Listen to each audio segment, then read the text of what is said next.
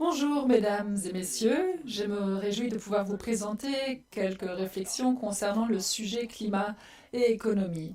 Mais tout d'abord, j'aimerais vous présenter notre association économique Swiss Clean Tech. Nous sommes environ 500 membres issus de toutes les branches, en partant de la banque jusqu'aux fournisseurs de services énergétiques, et nous nous engageons pour une économie respectueuse du climat.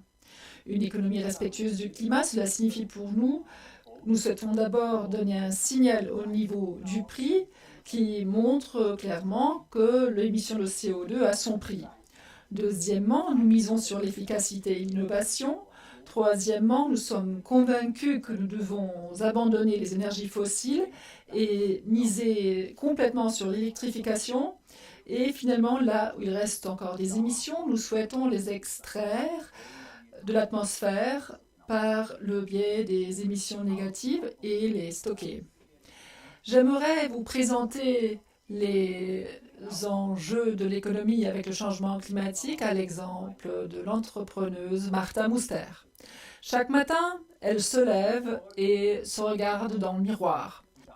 Ça veut dire qu'elle voudrait, durant toute la journée, pouvoir prendre des décisions avec lesquelles elle peut se regarder en face. Elle dispose d'un site de production où elle fabrique ses produits qui ont certaines qualités et qui ne peuvent pas être changés sur le court terme.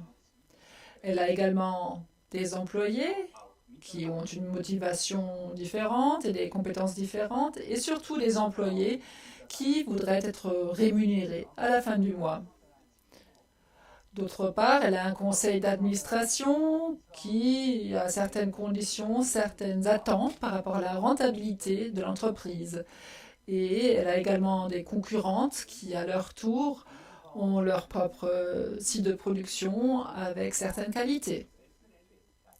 Finalement, elle doit pouvoir s'affirmer avec ses produits sur le marché, elle doit faire en sorte qu'elle peut vendre ses produits. Ainsi, elle tente de garder son entreprise et de faire avancer son entreprise dans le domaine vert. Regardons le tout maintenant de l'autre côté, du côté des concurrentes. Je vous ai apporté ici un graphique qui reflète la part de marché des produits de commerce équitable de l'année 2019. Pour ce qui est du sucre de canne, nous avons 94%, ce qui est assez positif. Mais ce que nous voyons pour le miel et le thé, où la part est seulement de 8% environ, là, je me pose la question, pourquoi est-ce que les autres 92% des consommateurs achètent des produits qui ne sont justement pas équitables, dont on ignore les conditions sociales dans lesquelles ils ont été produits. Nous voyons donc qu'il y a juste une disposition jusqu'à un certain degré d'acheter des produits de commerce équitable. Pourquoi est-ce ainsi que finalement, aussi bien du côté des consommateurs que du côté des producteurs, la durabilité n'est pas envisagée complètement? À cet effet, il faut introduire une notion qui se revêt d'une importance croissante. Ce sont les biens communs. Un bien commun, c'est un bien qui appartient euh, à tous et auquel il y a un accès libre. Par exemple, l'air propre ou l'eau propre et aussi un climat qui fonctionne bien.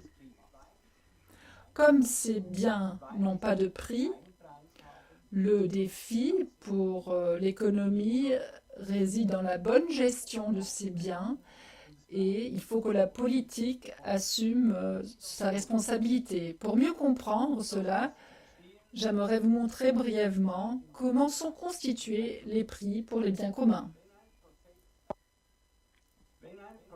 Lorsqu'un processus utilise une ressource et cette ressource se raréfie, alors le prix augmente. Un prix augmente fait qu'une innovation est déclenchée, ce qui fait que la ressource est moins utilisée et donc le prix peut de nouveau baisser. Cela fonctionne pour les matières premières normales ou pour des produits semi-finis achetés, mais cela ne fonctionne pas de la même façon pour les ressources environnementales, car normalement pour les ressources environnementales, il n'y a pas de prix. Une décharge de déchets ne coûte rien à la base, à moins que l'État n'exige un prix. Et c'est justement cela, le grand défi pour l'économie, car dans ce cas-là, les matières premières, les ressources environnementales, pour ainsi dire, coûtent très peu et sont surexploitées. La solution est simple, il faut donner un prix aux ressources environnementales. La politique joue donc un rôle important pour l'économie durable et aussi les entreprises doivent jouer un rôle important. Nous nous engageons donc pour une corporate social responsibility exhaustive dans le domaine des finances, de l'environnement et du social. Les entreprises doivent remplir 3 tâches. Tout d'abord, elles doivent bien sûr respecter la loi. Ça, c'est clair. En deuxième lieu, dans le domaine de leur propre gré, elles ont la possibilité d'améliorer leurs produits et leurs processus de production et de mieux se positionner sur le marché, surtout chez les consommatrices et les consommateurs qui sont sensibles à ce sujet. En troisième lieu, les entreprises doivent également exercer une influence au niveau politique. Il est nécessaire de créer des conditions cadres qui assurent qu'une économie durable soit profitable et que l'économie non durable coûte plus cher.